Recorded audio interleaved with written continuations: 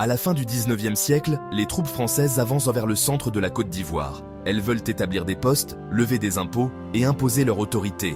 Elles arrivent dans le royaume dirigé par Nanan Ngoran Kakou, un souverain respecté pour sa sagesse et son attachement à l'indépendance de son peuple.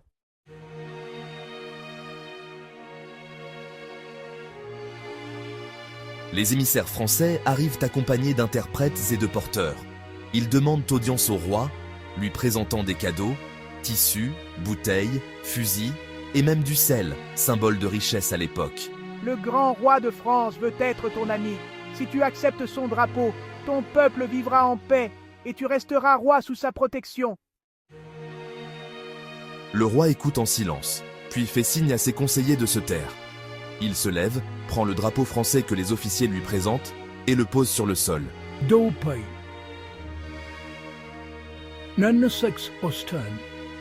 Un roi ne se couvre pas d'un autre roi.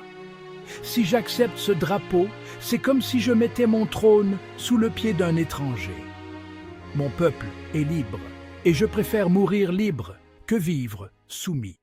On raconte qu'il planta ensuite sa lance dans le sol en signe de refus, disant « Tant que cette lance tiendra debout, aucun étranger ne commandera ici. » Ce geste symbolisait le refus de la soumission et la volonté de préserver la souveraineté du royaume. Les Français repartirent furieux, et plus tard, des affrontements éclatèrent dans la région. Ce refus fit de Nanan Ngoran Kakou un symbole de résistance baoulée contre la colonisation.